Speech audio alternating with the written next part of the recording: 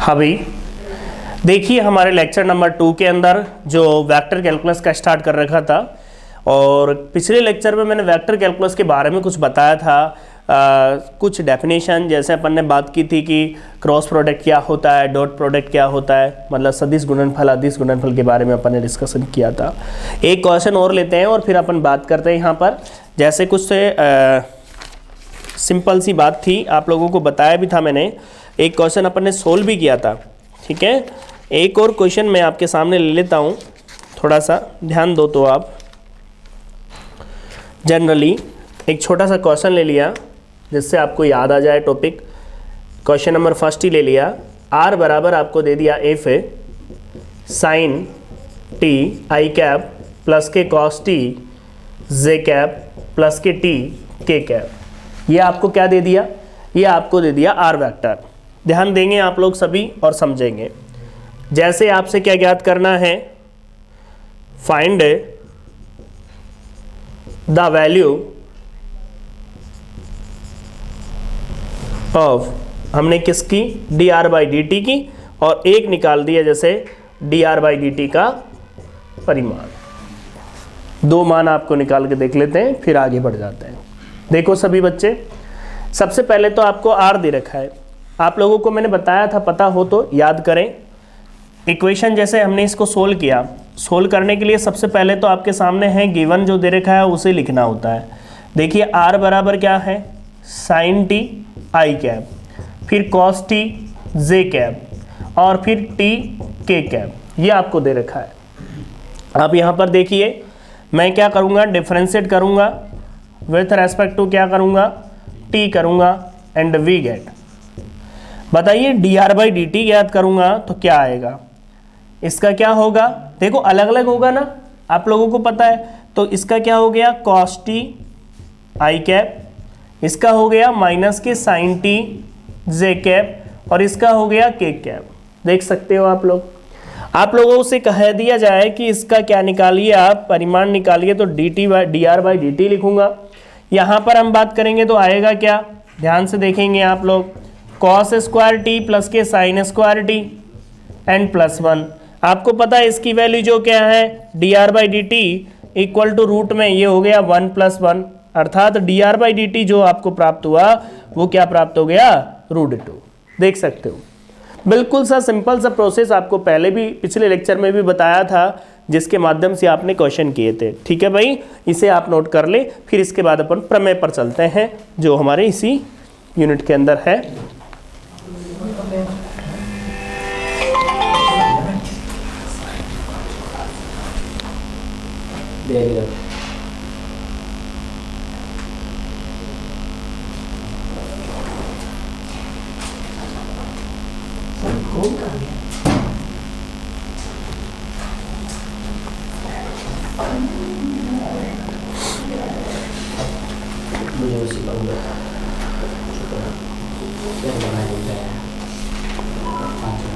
आज की जो प्रमेय है बड़ी इंपॉर्टेंट प्रमेय है, पूछी जाती है एग्ज़ाम में। ध्यान रखना, उनमें से एक थ्योरम आपको एग्ज़ाम में मिलती है, तो आप ढंग से समझेंगे, तरीके से आपको क्लियर हो जाएगी।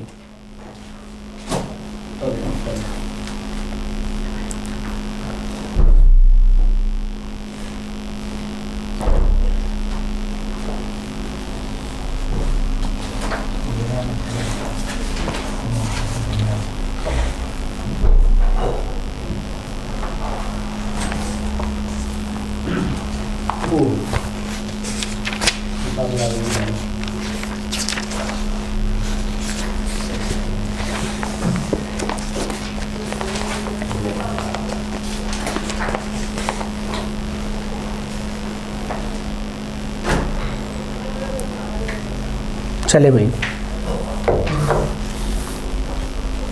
आप अपने हिसाब से भी लिखो। अगला क्वेश्चन देखिए, अपन प्रमेय पर आते हैं। जो थ्योरम फर्स्ट है वो क्या है? कोई सदिश एफ ऑफ टी अचर होगा कोई सदिश एफ ऑफ टी अचर होगा यदि और केवल यदि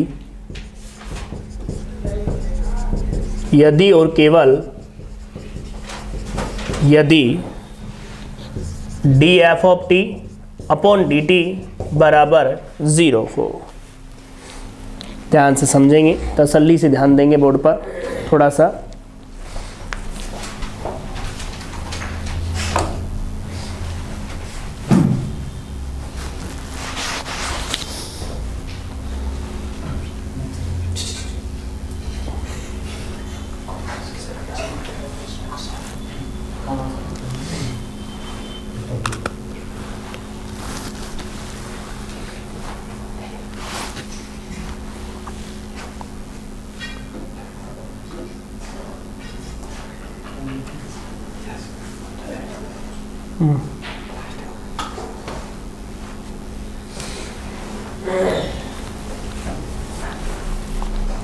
लिख लिया होगा आप लोगों ने। बढ़े आगे। देखिए भाई, ये जो प्रमेय है उस पर अपन चलते हैं। बहुत अच्छी प्रमेय है, ध्यान से समझें आप लोग, आप लोगों को बिल्कुल क्लियर हो जाएगी।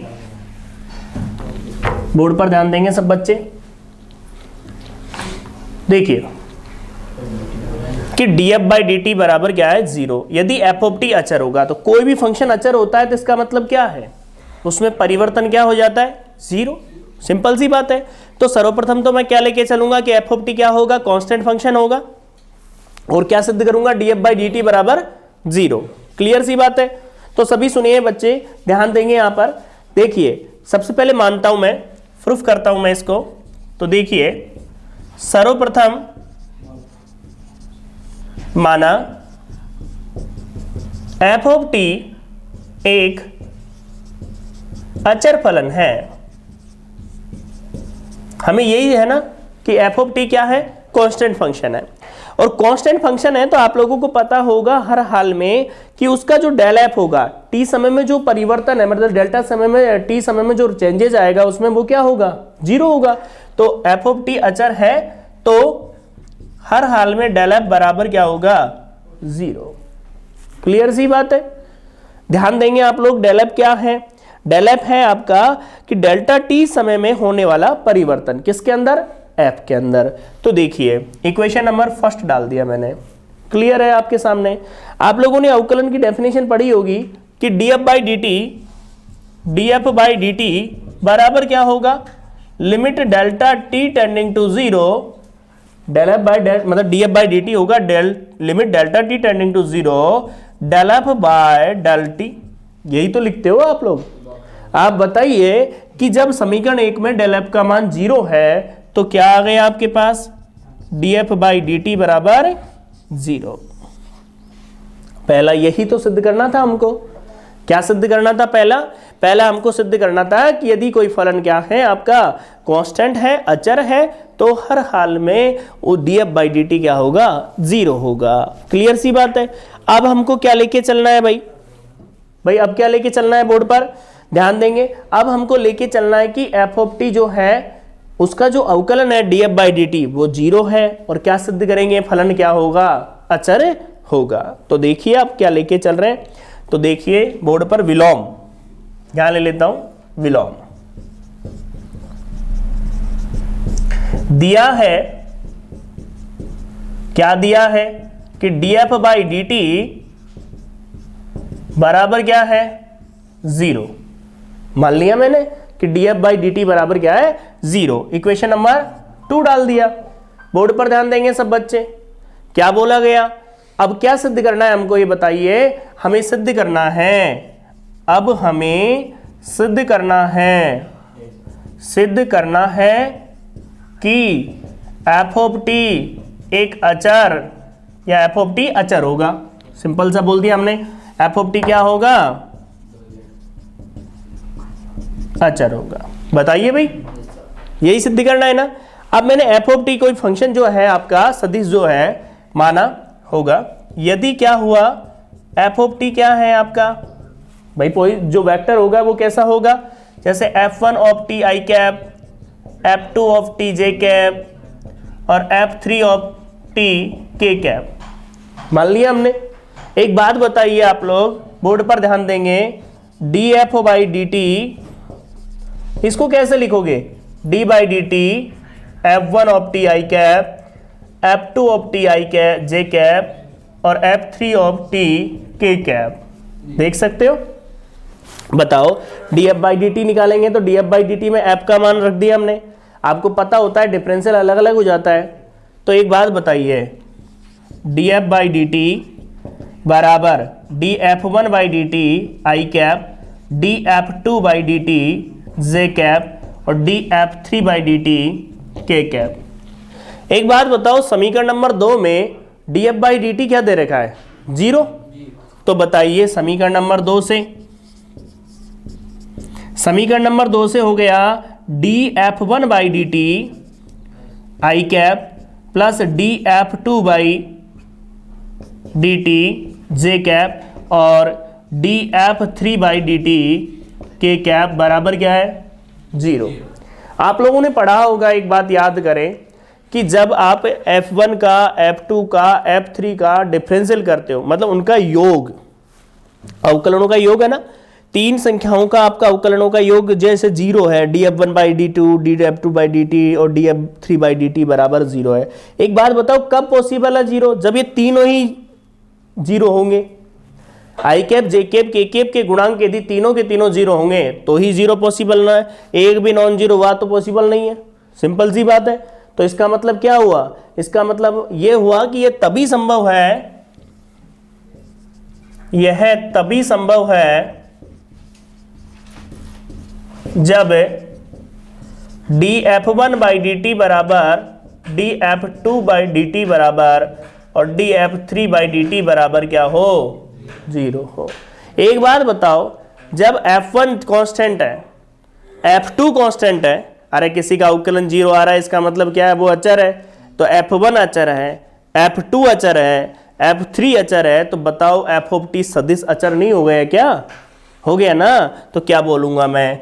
अतः f ऑफ टी क्या है? अचर सदिश है। बोलिए, क्लियर है? बिल्कुल। एक बार दोबारा देख लीजिए सभी बच्चे और समझ लीजिए क्या बोलता है। सुनिए ध्यान से, यहां पर यह बोलता है कि कोई भी यदि अचर सदिश है तो यदि और केवल यदि D F by D T बराबर क्या होगा? 0 होगा। ठीक है भाई, बोर्ड पर ध्यान देंगे सब बच्चे, ध्यान दीजिए। हमने बात की यहां पर, ध्यान से सुनिए कि हमने बोला कि सर्वप्रथम हमने माना कि D F by D T, मतलब अपन को ने माना कि एफ ऑफ टी क्या है? एक अचर सदिश है। क्लियर है? एफ ऑफ टी को क्या मान लिया? अचर सदिश मान लिया।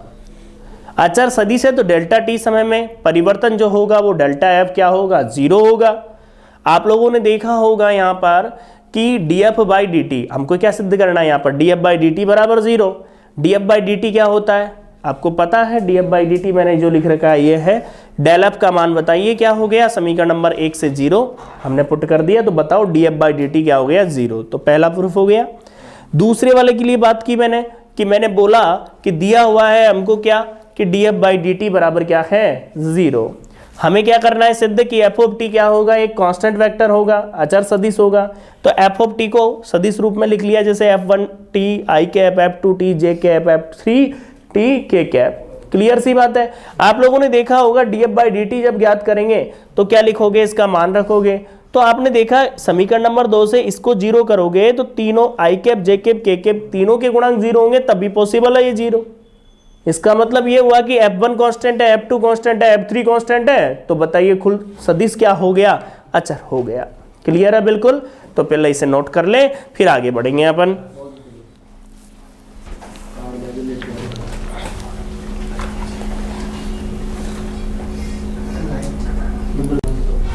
हाँ भाई, आगे देखो, आप लोगों ने नोट किया होगा अगली जो प्रमेय है वो देखिए क्या कहती है।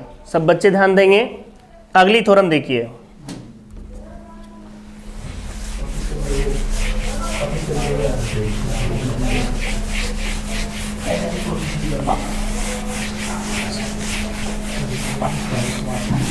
इनमें से पूछ लेता है वो एग्जाम में, इसलिए आप विशेष रूप से ध्यान देंगे। देखिए सब बच्चे बोर्ड पर ध्यान देंगे अगली थ्योरम पर, प्रमेय नंबर 2 पूछी हुई भी है। हाँ भाई ध्यान देंगे, किसी सदिश एफ ऑफ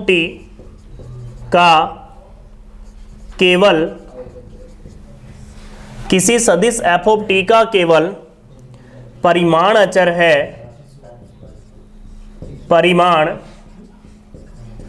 है, या अचर होगा, परिमाण अचर होगा यदि और केवल यदि बातें नहीं होनी चाहिए भाई, F dot D F by D T बराबर क्या होगा 0। ये स्टेटमेंट है। सब बच्चे स्टेटमेंट की तरफ देखें। किसी भी सदिश एफ ऑफ टी का परिमाण अचर है तो F dot D F by D T बराबर क्या होगा 0 होगा। एक बात ध्यान से सुने, हमने क्या बोला, देखिए प्रूफ करते हैं इसका। देखिए माना एफ ऑफ टी का परिमाण अचर है, हमने लेट कर लिया है कि इसका जो परिमाण है वो क्या है, कांस्टेंट है, अचर है। ठीक है भाई। अब बोर्ड पर ध्यान देंगे विशेष रूप से, यदि इसका परिमाण अचर है तो इसका मतलब क्या हुआ भाई, इसका परिमाण कांस्टेंट है तो सिंपल सी बात है कि जो है तो बराबर क्या होगा कांस्टेंट, अचर। क्लियर सी बात है। यदि मैं इसका डिफरेंशियल करूं D F by D T परिमाण का तो वो क्या होगा 0। क्लियर सी बात है ना। जब कांस्टेंट का आप डिफरेंशियल करते हो तो क्या आता है आपके पास, 0 आता है। अब आप लोग ध्यान से सुनिए,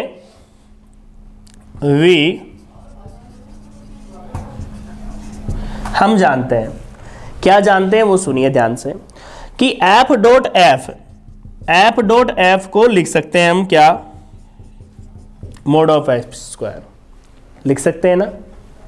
एफ डॉट एफ करो चाहे मोड ऑफ एफ स्क्वायर करो, मतलब वो इसका परिमाण का स्क्वायर। आप जानते होंगे ये दोनों क्या होते हैं, बराबर होते हैं। क्लियर है, नहीं पता है या बताऊं? देखिए यहां ध्यान दो, पहले मैं बता देता हूं, पहले इससे प्रूफ करवा देता हूं फिर बता दूंगा। सुनिए ध्यान से, मैंने दोनों साइड क्या कर दिया, differential D by D T, तो F dot F equal to D by D T. Clear है। डिफरेंशियल करोगे तो फर्स्ट सेकंड मान करके करोगे, तो F dot D F by D T, फिर प्लस का चिन्ह, फिर एफ डॉट, क्योंकि सेम टर्म है ये। तो इधर बात करूं तो पहले स्क्वायर का, फिर किसका, समझ गए होंगे।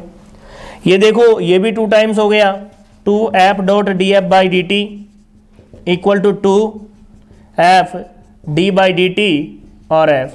बोलिए 2 से 2 चला गया। देखिए आप लोगों के पास जो टर्म आई उस पर ध्यान देंगे विशेष रूप से आप लोग, कि f dot D F by D t equal to f dot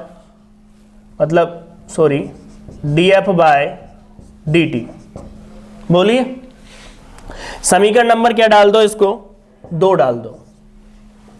यहां तक आप लोगों की कोई भी प्रॉब्लम है तो बता सकते हैं कि भाई इसमें कोई भी समस्या हो तो आपको देख लीजिए एक बार कि मैंने क्या लेके चला। मैं यहां पर सदिश f का परिमाण अचर है और मुझे यह सिद्ध करना है कि f dot D F by D T बराबर क्या होगा, 0 होगा। क्लियर हो गया होगा, ये बात समझ में आ गई होगी। समीकरण नंबर 1 का यूज कर दो उसके अंदर। समीकरण 1 का मान समीकरण किस में रखने पर, 2 में रखने पर। सब बच्चे ध्यान देंगे, ध्यान दीजिए बच्चों। F dot D F by D T बराबर क्या आ गया, 0। बोलिए हाँ भाई, F dot D F by D T बराबर क्या आ गया, 0 आ गया। बताइए इसमें कोई समस्या हो तो बता दीजिए। आपने कहा कि सदिश का परिमाण अचर है तो आपने क्या किया, यहां पर सदिश का परिमाण अचर है तो D F by D T बराबर 0, तो परिमाण का, और एफ डॉट एफ को एफ मोड ऑफ इसका परिमाण का स्क्वायर लिख सकते हैं अपन। यदि डिफरेंशियल करूंगा तो समीकरण नंबर 2 प्राप्त होगी, कोई दिक्कत नहीं होनी चाहिए। समीकरण नंबर 1 का मान 2 में रख दिया। क्लियर है बिल्कुल। आगे बढ़े अपन। अब देखिए इसका विलोम, देखिए सब बच्चे ध्यान देंगे बोर्ड पर, जिसे आवश्यक शर्त और अपन पर्याप्त शर्त के नाम से भी जान सकते हैं। देखिए यहां पर हम बात करें तो देखो दिया क्या है, दिया है F dot D F by D T बराबर क्या है 0। क्लियर है बिल्कुल। F dot D F by D T बराबर क्या है 0। आप लोगों से मैं कहता हूं यहां पर ध्यान देंगे बोर्ड पर। मैंने क्या बोला यहां पर, मैंने बोला अब हमें प्रदर्शित करना है, क्या प्रदर्शित करना है, इस बात पर थोड़ा गौर करोगे आप लोग कि हमें प्रदर्शित क्या करना है। आपको यहां सिद्ध करना है क्या कि एफ ऑफ टी का परिमाण,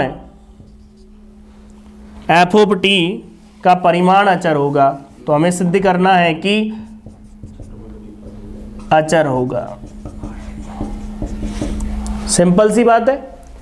अब एक बात बताइए आप लोग, सोचने वाली बात है आप लोगों की, समीकरण नंबर सीधा 2 काम में ले लो 2 से। एक बात बताइए, समीकरण नंबर 2 को यूज कर सकते हैं। समीकरण नंबर 2 में F dot D F by D T बराबर क्या है 0। तो F dot D F by D T बराबर 0 है, तो क्या आ गया F d by D T. आप बताओ किसी भी सदिश का परिमाण तो 0 नहीं हो सकता ना, इसका मतलब 0 कौन है यहां पर, ये तो 0 है नहीं, इसका मतलब d बाई डी टी, इसका परिमाण जी का डेरिवेटिव 0 है। इसका मतलब क्या हो गया, इंप्लाइज ये क्या हो गया अचर। यही बात कह रहा है वो, अचर हो गया कि नहीं हो गया बताओ भाई। ये आपका क्या है D F by D T बराबर क्या आ गया आपके पास 0। तो हर हाल में इसका जो परिमाण है वो क्या हो गया अचर। किसी भी अचर का क्या है मतलब, जैसे अचर सदिश का जो अवकलन होता है कांस्टेंट का वो क्या होता है 0 होता है। सिंपल सी बात है। तो तरीके से आप देखो तो बिल्कुल इजी थ्योरम है, और ये थ्योरम आई हुई है 2003 में, 6 में, 14 में पूछी हुई है, पूछी गई है, ये आई हुई है थ्योरम है, क्योंकि पूछता है इसीलिए आप लोगों को थोड़ा ध्यान देना है। पूछी हुई थ्योरम है और सभी बच्चे ध्यान देंगे। जो आए हुए क्वेश्चन होते हैं वो काफ़ी इंपॉर्टेंट होते हैं बीएससी के लिए ज़्यादातर, ठीक है। तो आप लोग उनको तो कभी छोड़े ही नहीं क्वेश्चनों को। जब भी आप तैयारी करें तो आए हुए क्वेश्चनों को नहीं छोड़ना चाहिए, उन्हें पहले सोल्व करना चाहिए आपको। और चाहे कोई सा भी एग्ज़ाम हो, जो पुराने क्वेश्चन होते हैं वही एग्ज़ाम का पैटर्न तय करते हैं। ध्यान रखना इस बात को, किस हिसाब से एग्जाम में क्वेश्चन पूछे जा रहे हैं उनको भी आपको साथ में लेके चलना होता है, ठीक है भाई। नोट कर लें, फिर आगे बढ़े।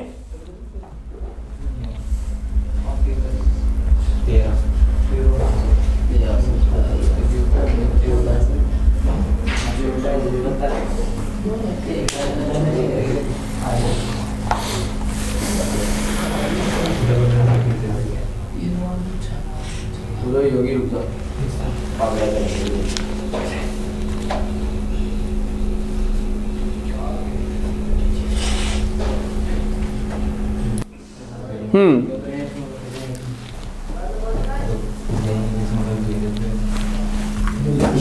क्लास पर ध्यान दीजिए। आप लोगों ने क्वेश्चन किए होंगे, मैं आज जिन्होंने नहीं किए हैं वो ध्यान देंगे और आज ट्राई करेंगे जाकर के क्वेश्चन। बिल्कुल सिंपल क्वेश्चन है जो आपको केवल अपना बेसिक क्लियर करता है, ध्यान रखना, ये विशेष रूप से ध्यान दीजिए। देखिए आपकी प्रश्नावली है फर्स्ट ए, जो एक्सरसाइज है आपकी फर्स्ट ए है, ठीक है। और सभी को ये भी ध्यान रखना है, जेपीएच इस बुक की बात कर रहे हैं हम, ध्यान देंगे। क्वेश्चन नंबर फर्स्ट सेकंड बिल्कुल इजी क्वेश्चन है, थर्ड भी बिल्कुल इजी क्वेश्चन है जिसमें मान पूछ रहा है डायरेक्टली। 4 भी हो जाएगा, 5 भी हो जाएगा, 6 एक छोटा सा क्वेश्चन मैं ले लेता हूं, है इजी, कठिन नहीं है, ठीक है ना। तो कम से कम आपको इसमें 6 क्वेश्चन ट्राई करके आने हैं, जिससे 6 क्वेश्चन आप करोगे तो आपको थोड़ा सा आइडिया लग जाएगा। देखिए क्वेश्चन नंबर 6 मैं ले लेता हूं, r बराबर 5t² i कैप प्लस के t j cap minus t³ k cap. 5t² आई कैप माइनस से टी जे कैप मतलब प्लस टी जे कैप माइनस t³ के कैप एंड s आपको दे दिया वो है साइन टी आई कैप माइनस कॉस टी जे कैप। बात ही नहीं भाई, 0 के कैप है ही नहीं तो लिख दिया मैंने। पूछ रहा है t बराबर π/2 पर आपको क्या फाइंड करना है, d/dt r डॉट एस। दूसरा आपको फाइंड करना है, बात नहीं भाई, हमेशा बातों के अलावा कुछ नहीं है, d/dt r क्रॉस एस ज्ञात करना है। ये क्वेश्चन है 1 से लेके 6 तक के क्वेश्चन आप ट्राई करोगे, ध्यान रखना। वेक्टर कैलकुलस के अंदर जो आप क्वेश्चन कर रहे हो उसमें 1 से 6 तक के क्वेश्चन आप देखोगे फर्स्ट ए एक्सरसाइज के अंदर, तो उससे क्या है आपको थोड़ा सा प्रैक्टिस हो जाएगी किस तरह से अपन ज्ञात कर रहे हैं। ठीक है भाई, आपको पूरी यूनिट बिल्कुल कंप्लीट होगी। ध्यान रखना क्वेश्चन जितने भी आपके ये लेक्चर रहेंगे उनसे बाहर नहीं जाएगा, ये बिल्कुल क्लियर है। इसलिए इतना कुछ पढ़ाया जाएगा इस पे जिससे आपकी यूनिट कवर हो जाएगी। देखिए भाई, सबसे पहले आप ध्यान देंगे, सोल्व करेंगे यहाँ पर, तो आपको समझना है क्या करना है। सबसे पहले तो r डॉट एस ज्ञात करना है, सिंपल सी बात ये है। तो r डॉट एस में देखो r क्या है, 5t² आई कैप प्लस टी जे कैप माइनस t³ के कैप डॉट ये क्या होगा s क्या है, साइन टी आई कैप माइनस कॉस टी जे कैप प्लस के 0 के कैप। क्लियर है बिल्कुल। एक बात बताना आप लोग, डॉट प्रोडक्ट में r dot s equal to इसका मल्टीप्लाई इसके साथ क्या, तो i डॉट आई क्या हो गया, 1 हो गया, तो ये इससे मल्टीप्लाई हो गया 5t² साइन टी। ठीक है, इसका मल्टीप्लाई इसके साथ किया तो क्या आएगा, माइनस टी कॉस टी, क्योंकि जे कैप डॉट जे कैप 1 हो गया, इसका मल्टीप्लाई इससे क्या तो क्या आ गया, 0। ठीक है भाई, क्लियर है। यहाँ पर ध्यान देंगे, यहाँ पर देखिए बोर्ड पर हम क्या करेंगे, d/dt r डॉट एस। सब बच्चे एक चाहो तो अभी सोल्व कर लो पहले, लेकिन फिर t का फंक्शन नहीं रहेगा ना मान रखने पर, तो पहले सोल्व करना पड़ेगा। तो d/dt बताओ r डॉट एस का मान 5t² sine t minus t cos t, तो इसका तो आराम से डिफरेंशिएट कर लेंगे हम। साथ में t बराबर क्या रख देंगे लास्ट में, क्वेश्चन ने बोल रखा है कि π/2 पर आपको ज्ञात करना है, तो π/2 पर हम निकाल देंगे। तो आज की क्लास में हमने दो प्रमेय पढ़ी, साथ में कुछ क्वेश्चन देखें। आज आपको जो होमवर्क दिया है वो आपको करना है, तो उससे आपका ये जो कंसेप्ट है थोड़ा क्लियर होगा।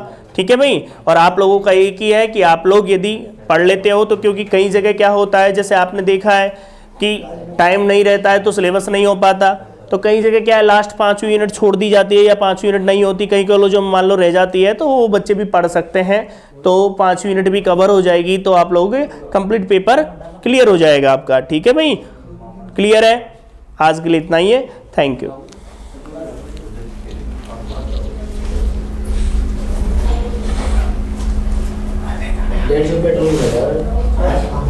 मैं जाऊंगा यार।